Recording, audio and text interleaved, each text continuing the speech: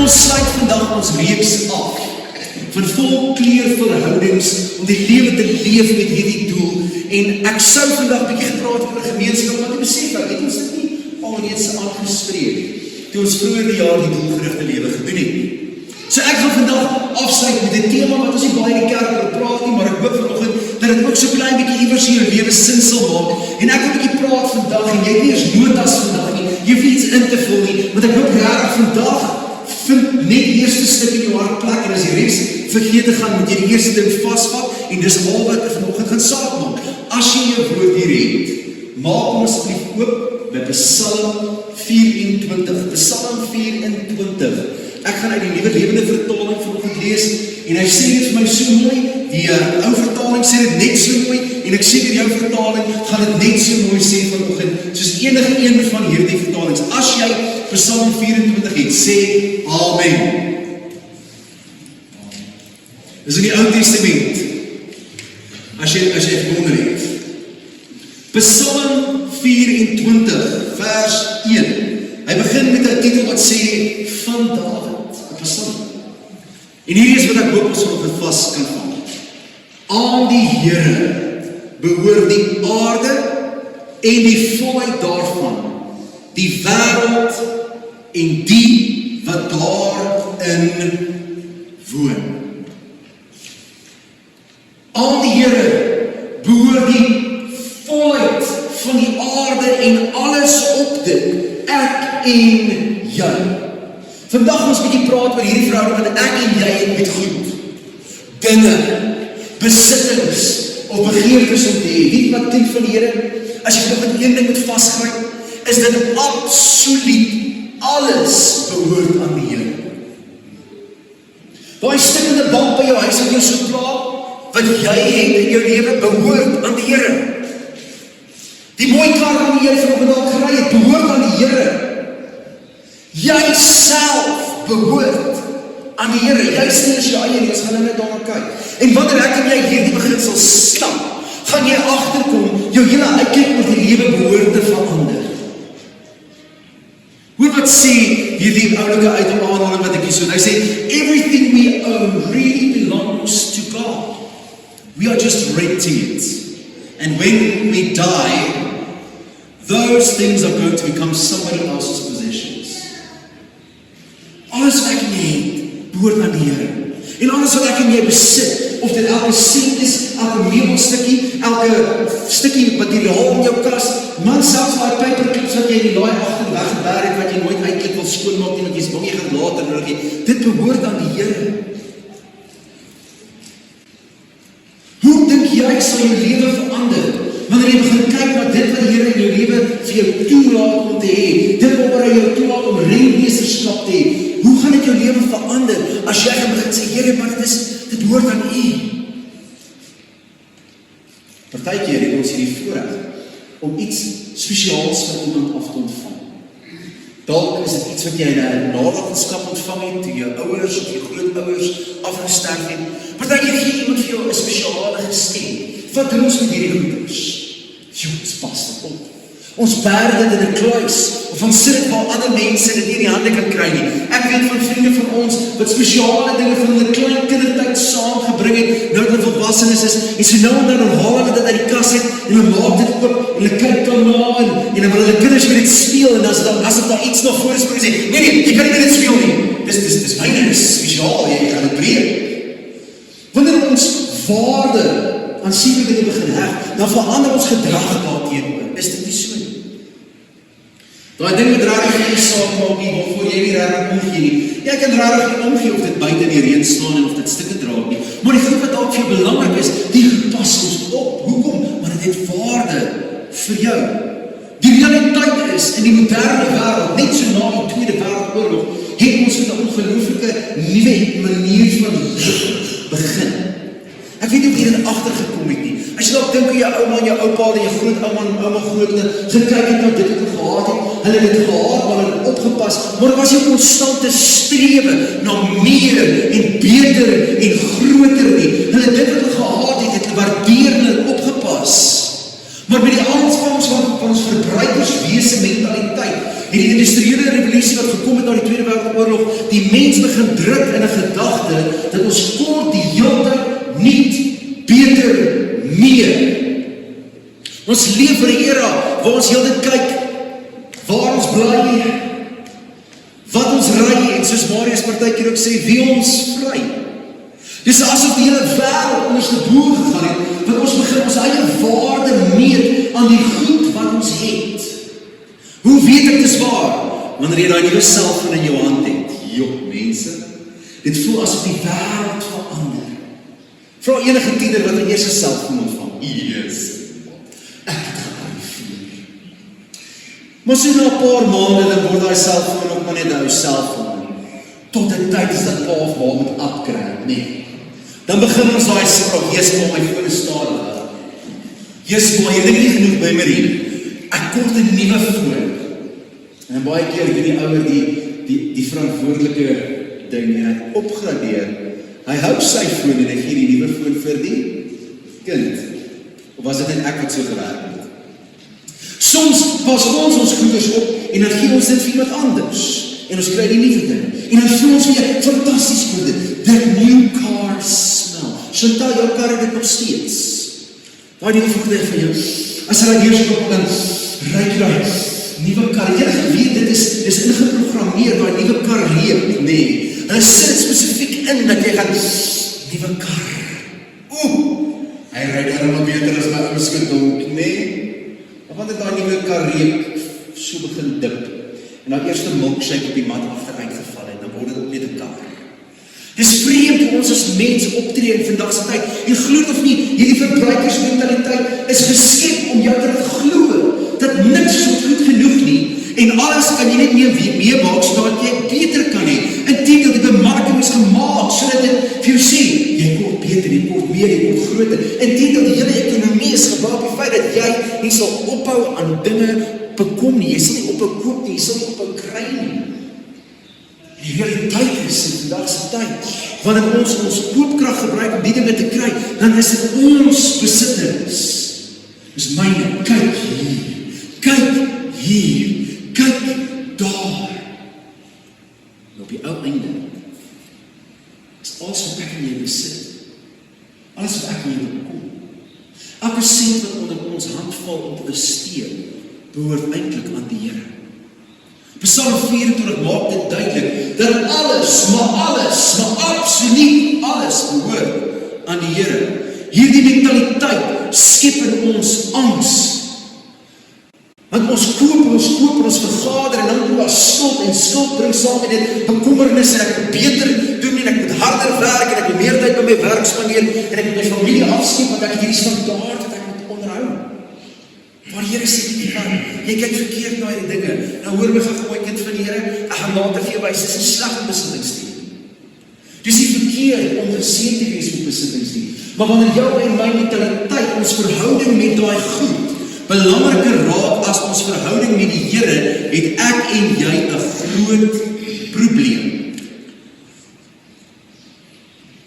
Hoeveel tyd spandeer jy om te bekommer oor die goed wat jy het, of die goed wat jy wil hê? Hoeveel tyd spandeer ons baie keer om te droom na die volgende, die groter, die beter?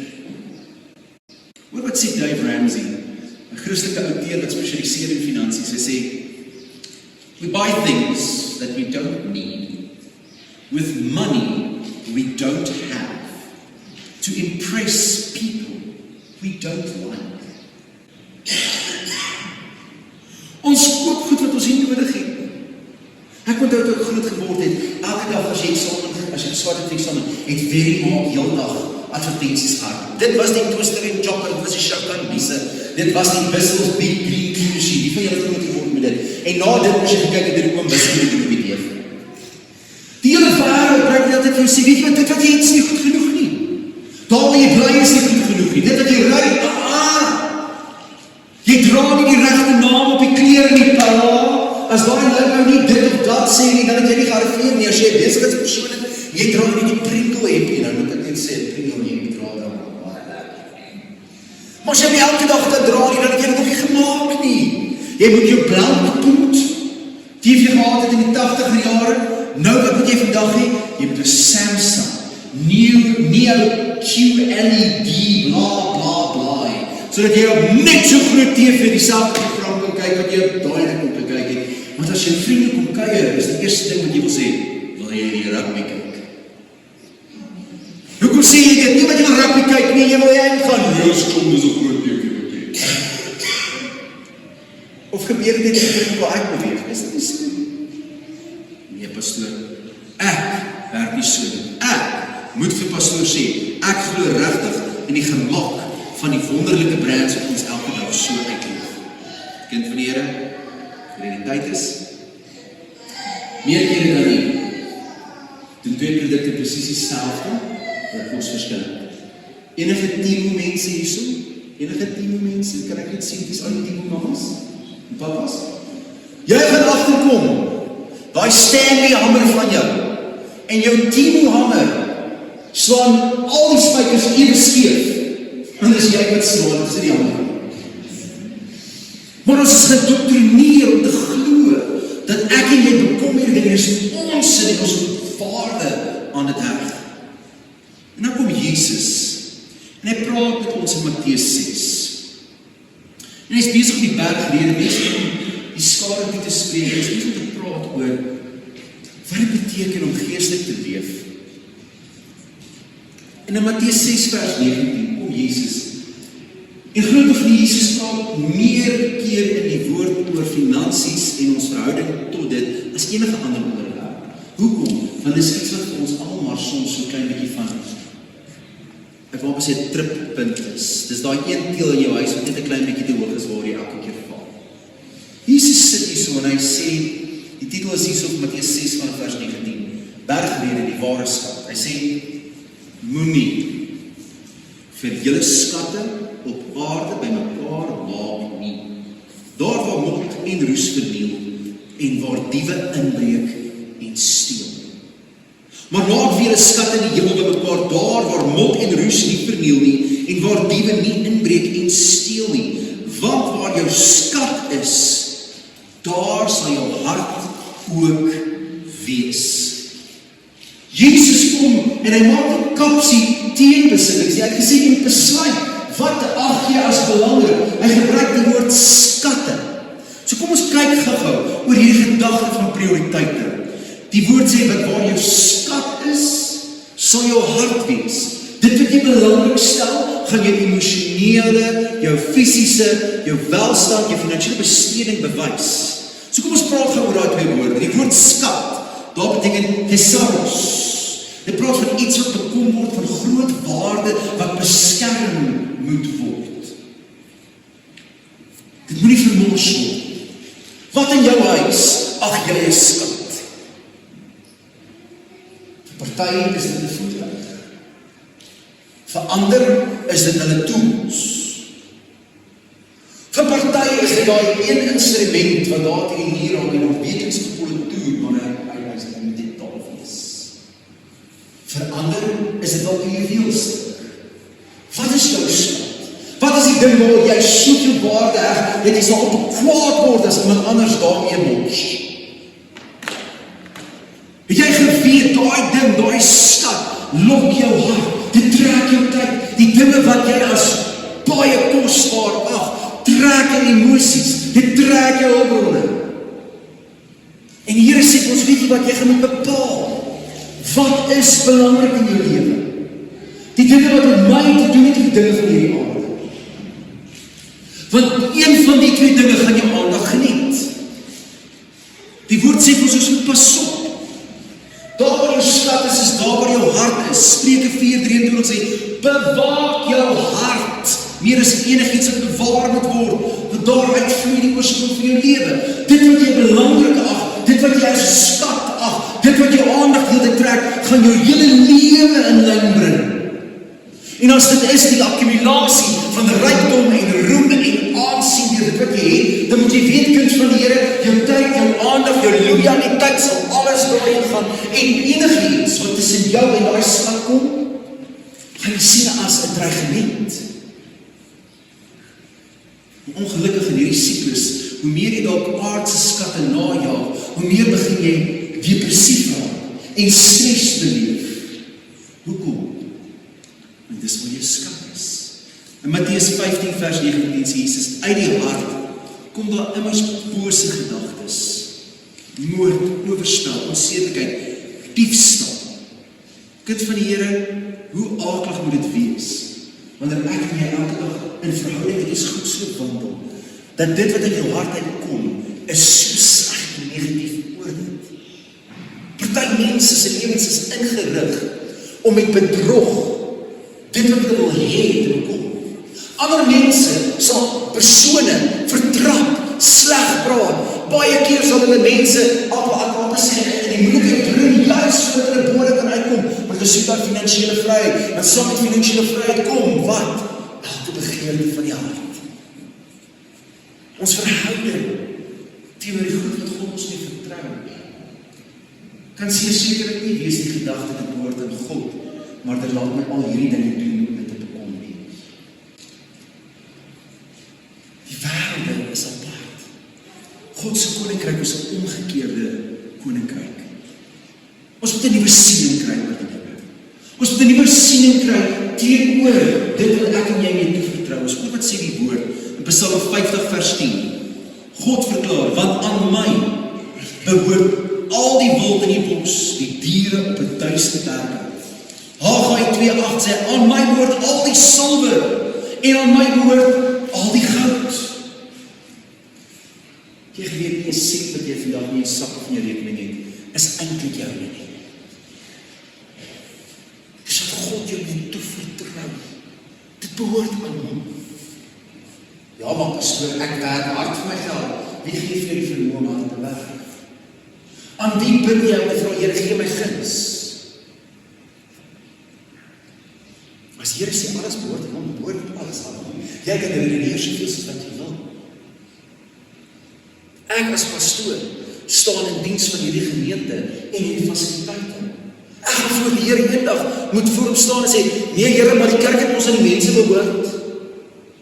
Nee, gaan hy vir my sê, ek het jou toevertrou. Jy moes daaroor eienaarskap geneem het en jy moes dit bestuur op 'n wyse wat my behaag het. Jy moes my mense gedien het, hulle behoort aan my op so 'n wyse wat my gelukkig gemaak het. En ek gaan vir jou sê, lieve kind van my, ek het jou geplaas in verhouding met my liggaam. Wat het jy gedoen om hulle te dien en te dra en op te hef wat my behaag het? Ek het aan jou toevertrou. Die woord wat ons hierna soek is rentmeesterskap. Alles wat ons het behoort aan die Here, insluitend ek en jy. As jy 'n woord by my het, plaai saam deur na 1 Korintiërs asseblief, as jy dit het by jou, 1 Korintiërs hoofstuk 6. 1 Korintiërs hoofstuk 6, vanaf vers 19 tot 20. Ek gee jou geleentheid as jy wil blaai, dit gaan op die bord ook wees. 1 Korintiërs hoofstuk 6. Jy moet verstaan, kind van die Here, in die tyd wat hierdie briewe geskryf is aan die gemeentes, was slawerny nog algemeen. Dit was nie 'n vreemde konsep. Intien Paulus gaan voort om te praat met slawe en sê, luister, as jy 'n slaaf is, maar jy is wedergebore, is daar 'n manier hoe jy jou meester gaan dien. Maar hy praat hierso verder in die konteks van die verstaan van slawerny. Sê die woord vir ons hierso in 1 Korintiërs 6, vers 19. Hy sê die volgende: of weet julle nie dat julle liggaam wat julle van God ontvang het, 'n tempel is van die Heilige Gees in julle, en dat julle nie aan julleself behoort nie, want julle is duur gekoop. Verheerlik God dan met julle liggaam. Selfs die manier hoe jy na jouself omsien, vereis dat ek en jy hierdie behoort aan God. Dit wat ek is, behoort aan God. Dit wat my vermoë is, behoort aan God. Hy het my geskep en my duur gekoop met die bloed van Jesus. Daar's 'n baie ou Pinkster liedjie wat gaan duur gekoop deur Jesus. Ek kan sien my boek se minne nou. Vir baie jare, vir meeste van die geskiedenis van die kerk, was dit 'n absolute waarheid. Die gedagte, ek is nie my eie mens nie, ek is uitverkoop deur Jesus, ek behoort aan hom. Maar in die moderne wêreld, waar ons nastreef en ywer om te hê en te besit, dink ons ek besit dit alles. Ek is die een wat in beheer hier is. God sê nee. Al die goud, al die silwer, al die beeste, die 1000 ewels behoort aan my. Jy is myne, duur gekoop deur my bloed. So, as ons na Matteus 25 se blaai, ons lees die verhaal van die slawe of die diensknegte wat die minste op die talente ontvang het, leer die Here Jesus vir sy disippels iets ongeloofliks baie ernstigs daardeur. En dit is, elke ding wat jy ontvang van my as jou meester, moet bestuur word op 'n wyse wat my jou meester gelukkig maak. Of dit is dat jy dit kan verdubbel, verdriedubbel, dat jy daarmee kan boeker, selfs as sou die een slaaf wat niks meer moet doen, want hy is so bang, dat in die bank gesit het, kon hy rente verdien het. Maar nee, Jesus sê hier in die verhaal, die koninkryk van God is soos dit, hy verwag van ons, om 'n opbrengs te bring met dit wat aan ons toevertrou is. Nou kom ons dink wat aan ons toevertrou. As alles aan hom behoort, maar ek en jy het iets om te bestuur, iets om te bestee, ons kan iets koop daarmee, dan beteken alles wat ek en jy besit, die genade van die Here, is syne, so ek en jy moet bestuur op 'n wyse wat hom gelukkig maak. As jy by jou huis 'n hond het, wie se hond is dit? Myne. Hoe weet ek dit? Want as 'n beroep kom hy na my toe. Maar die woord sê daai hond behoort aan die Here. Nou moet ek daai hond bestuur, ek moet rentmeesterskap op daai dier se lewe hê, op 'n wyse wat die Here behaag. Daarom glo ek nie jy kan sê ek's 'n kind van die Here, maar jy maak diere seer en jy steek hulle af nie. Hoekom? Want ek en jy is ons wat heers oor hulle op 'n wyse wat God sal heers. Daai goed by jou huis moet jy op so 'n aardige wyse bestuur dat God behaag. Jou gesin, ek dink aan jou kinders, jou vrou, behoort aan die Here. Hoe moet jy hulle dien in liefde? Wat vir die Here wys, ek pas dit op wat U aan my toevertrou. Eggenoot vandag, ons het laas 'n bietjie, 'n week voor laas 'n bietjie gepraat oor man en vrou. Het jy geweet God vertrou jou met jou eggenoot? En hy vra dat ek en jy in liefde so sal wandel, dat ons hulle sal optel, ons hulle dra, sodat Jesus sy kerk sal dra, en onderdanig is dat ons op mekaar so ophou, dat God gelukkig is met die manier hoe ons mekaar hanteer. Want hoekom? Net soos ek aan die Here behoort my vrou ook aan die Here. Behoort my kinders aan die Here. Hulle is syne. Hierdie rentmeesterskap vra dat ek en jy verantwoordelik en verantwoordbaar is. Wat is die verskil? Verantwoordelik sê ek sal dit oppas. Verantwoordbaar is, as dinge verkeerd loop, kyk ek eers na myself en vra wat kon ek anders doen. Baie keer wil ons verantwoordelik wees vir gesinne of vir dinge of met geld, maar as die dinge skeefloop, dan maak ons so. Glo my, ek stry ook so. Ek sal verkeerd wees, dan sal my vrou vir my wys ek is verkeerd, dan sê ek van mama jy. Ag sy, ek dink is seker maar die tyd van hierdie wat soms praat. Maar Here het hierdie vrou vir my gegee. Die realiteit is, wanneer ons rentmeesterskap uitoefen oor dit wat ons besit, of dit wat die Here ons toevertrou, of ons finansies, of ons besittings by die huis, of by die werk, of ons gesin, moet ons gaan, ek is verantwoordelik hiervoor, ek moet seker maak dit word opgepas, en dit moet sy doel verrig, en tweedens, as iets verkeerd loop, die eerste myself gaan, wat sy word ek daarin gehad? Jy sien selfs Kain en Abel het die hartseer ding gehad. Kain maak vir Abel dood en vra, die Here vra, waar is jou broer? Sê, ek is nie my broers oppas nie. Soos die tyd van die begin af, ons probeer hierdie idee gee, dat ons nie vir mekaar verantwoordelik is. Tweedens, moet ek en jy wys handel, met dit wat God ons moet toevertrou. Om 'n toaster in 'n bad te gooi is nie wys nie. En dis nog meer dwaas as jy in die bad sit. En dis absoluut gek as die toaster in die plat is. Maar glo dit of nie? Ek weet nie of julle wie vir julle van daai toerusting op in jou kombuis. Die ding het seker saam met Noag se ark afgekom. Maar hy werk nog steeds prysgeword. Het julle is al van julle wat van daai dingetjies by die huis het? Ek dink jy partykeer nie, maar ek moet die ding nou vervang. Ag, hy werk ook so. Polish hom steeds, sit hom steeds netjies in die kas, as die plan afval, vervang as die plan, as die elemente gaan vervang as die elemente. Wat 'n wys manier om te handel. Party mense sal vir jou vra, if it ain't broke, why fix it? If it's fixable, why replace it? ek het groot geword in die Here. Maar as iets stuk is, dan gooi het weg. Maar jy sit tussen ons mense wat groot geword het in die Here, jy gooi niks weg, jy maak het reg. Derdens rentmeesterskap vra, is ek betroubaar met dit wat God aan my te vertrou? Kan God dit met jou in jou hande laat en vertrou dat dit gaan goed gaan daarmee?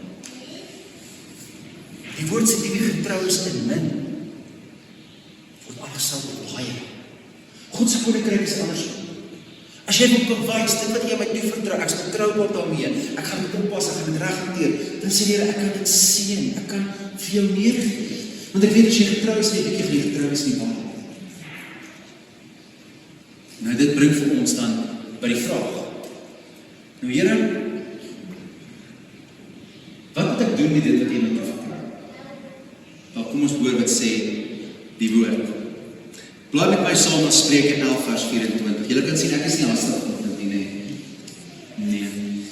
Spreuke 11 vanaf vers 24 sê die volgende. Daar is iemand wat uitloop en hy verkry steeds meer. En een wat meer as wat nodig is terughou, net om gebrek te hê. God se koninkryk sê as ek aan jou toe vertrou, stel dit beskikbaar vir ander. Deel. 'n Oop hand. Ek weet nie of julle agtergekom het nie, ons het Woensdag by ons senior Bybelstudie daar gesels en Jakobus praat ook baie daarvan, maar het jy agtergekom die mense wat baie het, se hande maak so. Die mense wat regtig nie het nie, se hande is so. Jy het agtergekom. Prys die Here, maar die persoon wat nie het nie, wat ons steeds oopmaak en deel dit wat God hulle te vertrou, hulle skat is in die hemel. Maar die woord sê so, as jy iemand is wat welvaart geniet, wat God se seëning en guns beleef finansiëel, maar jy gaan jou hande toemaak, sê want jy gaan gebrek ly. Hoekom? Want God se koninkryk is teenoorgestelde. Spreuke 11:25, 'n gulhartige persoon geniet oorvloed en wie 'n ander se dors les, kry self ook genoeg te drink. Met ander woorde, iemand wat 'n blymoedige gewer is, iemand wat met 'n oop hart ander mense help, die woord sê hulle gaan self versorg word. Hulle gaan self ook ontvang. Dit is God se koninkryk. Wat sê God vir jou moet jy doen met dit wat jy te vertrou? Jy moet 'n oop hand hê teenoor ander. Hoe gaan ons as kinders van die Here verskil maak in die armes se lewe as ons eers bereid is om te deel? Hoor wat sê Deuteronomium 16 vers 17. Hoe moet jy gee? Hoe moet jy 'n oop hand hê as God vir jou vertrou met ietsie? Elkeen moet kom met 'n eie geskenk volgens die mate waarin die Here jou God jou geseën het. Jy kan nie gee soos iemand anders nie. God sê jou op 'n spesiale manier, op 'n unieke manier. Jesus vertel van die weduwee wat by die skatkis in die tempel kom. Net voor haar het 'n ryk fariseer gekom en baie geld in die skatkis gegooi. En hier kom die weduwee en sê gooi, dit basies 'n klein muntstukkie wat dit geen waarde het. En Jesus sê vir sy disippels, sien jy hierdie vrou? Sy het vandag meer gegee as die fariseer voor haar, want sy het gegee uit haar gebrek en uit gegee uit sy oorvloed. So vir die Here gaan dit nie oor die bedrag, dit gaan oor waarmee vertrou hy jou, waarmee jy ander kan sien. Waarmee vertrou hy jou, waarmee jy 'n verskil kan maak in ander se lewens. Dis die mate wat jy ontvang het, waarmee jy moet gee. Miskien is dit tyd dat ons vra, Here, wat is die mate wat U my toe vertrou, sodat ek ook oophand kan wees. Want ek weet, Here, as ek getrou is in hierdie bietjie en ek gee en ek deel en ek maak ander se lewens ook vol daarmee, maak U my lewe vol volgens die skrif. So die vraag is dan eintlik, mag ek dan nie die goed wat ek het geniet? En baie keer as ons praat oor geld in die kerk, dit is geld en ewel, nee. Almal ken ons die skrifgie? Julle ken die skrifgie wat gaan oor geld? Geld is die wortel van alle ewel, nee. Kan ek sien wie sê saam daai stelling? Julle die skrif verkeerd gelees? Die skrif sê die liefde vir geld. Nie die geld, nie die voorsiening nie, die liefde, die obsessie daarvan, maak dat dit 'n slegte ding word. Hoekom? Want dan het jy twee goede in jou lewe. Maar die een wat daai liefde vir geld oorkom het, het dit nie. En hy kan net sy oorvloed gee sonder 'n probleem. Ja, Jy mag geniet wat die Here jou mee te vertrou. Jy mag daai boot hê en met hom ry. As jy dit kan bekostig natuurlik. Jy mag jou voertuig geniet en die huis waarin jy bly. Hoor wat sê die woord in 1 Timoteus 6 vers 17. Hy praat spesifiek hier so met die welvaardiges, dies wat geld het, in vandag se taal, die rykes. Beveel die rykes in die huidige wêreld om nie hoogmoedig te wees nie, en nie hulle hoop op die onsekerheid van rykdom te vestig nie, maar op God, wat alle dinge in oorvloed aan ons gee om te geniet. Jy geniet God wil hê, dat dit wat hy jou toevertrou moet jy geniet. Daai bank wat so lekker sit, mag jy geniet. Jy mag daai TV geniet. Maar as jy nie oor dit draai, dan het jy 'n probleem. Maar jy mag dit geniet.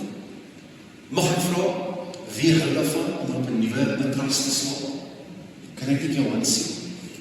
Nie daai plastiek nou net afhaal, daai sleep posture met daai extra boonste deel, jy weet daai extra vanaf. Dat eerste aand slaap jy op 'n wolk, wel gewoonlik een van die twee begaanings. Die een slaap op 'n wolk, die ander in sy rug breek.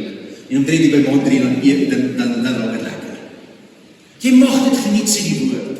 Jy mag geniet wat God aan jou toe vertrou. Hoor wat sê die woord verder in Prediker 5, vanaf vers 17 tot 19. En ek wil jy ons mooi luister wat sê die woord hierso. Prediker is natuurlik Salomo. En hy sê die volgende, kyk, wat ek gesien het, wat goed en mooi is om die ede te drink en te geniet wat goed is, by al die inspanning waarmee iemand hom afsoof onder die son gedurende die min lewensdae wat God vir hom gegee het. Want dit is sy beloning. As jy hard werk, mag jy geniet dit wat die vrug van jou hande is. As jy jou lewe lank gewerk het en jy gaan aftrede en jy het voorsien, mag jy jou aftrede geniet. Jy hoef nie skuldig te voel. Nou let wel, wanneer ons praat van voorsiening en genot, praat ons nie van skuld nie. Skuld is die nou gebruik van toekomstige inkomste. Pas op daarvoor. Julle wat jonk is, wat dalk eendag wil vinnig begin werk en 'n klererekening hê en 'n sakerekening hê en 'n kredietkaart, pas op daarvoor. Hier sit in ons gemeente 'n paar mense wat glad nie skuld het, hulle leef glad nie op skuld. Dan is hier 'n paar van ons wat ongelukkig die plunge moes gevat het. En dan is daar van ons wat nie kan help nie, ons leef van maand op maand op kredietkaart op kredietkaart. En ons praat oor geniet wat God aan jou toevertrou, praat ons van die voorsiening. Dan gaan hy verder en hy sê, boonop dit geld vir elke mens aan wie God rykdom en besittings gee, en vir wie hy die geleentheid gee om daarvan te geniet, om dit as sy beloning te ontvang en vrolik te wees by sy inspanning. Dis 'n gawe van God. God gee vir die geleentheid om te geniet, die vrug van jou hande. As jy hard werk, jy kry die einde van die jaar jou bonus, wat 'n voorreg dat jy iets met dit kan doen wat vir jou lekker is. Maar pas op dat dit alles nie oor jou gaan. Vra jouself, Here, dit wat U my nou toevertrou, wat moet ek met dit doen? Onthou, Rennie se stap verlang vassit. Partykeer moet jy jou geld wegbere vir 'n redelike dag. Partykeer gaan die Here vir jou ekstra gee sodat jy iemand anders aan jou op kan help. Soms sê die Here, weet jy wat? Seën iemand anders, seën daai gesin, seën daai gemeente, bring 'n verskil in daai gemeenskap. Soms sê die Here vir jou, hierdie wat ek nou vir jou gee, raak jy nie werklik. Hier is iets anders. Ek sluit af. Wat gee jy jou? En wat maak jy daarmee? Hoe lyk jou verhouding met die dinge in jou lewe? Die goeders. Hardloop jou gedagtes deel dit vooruit oor dit wat jy wil hê, dit wat jy wil kry, die volgende. Of leef jy met dankbaarheid en wat jy reeds vir jou gegee en gedoen het?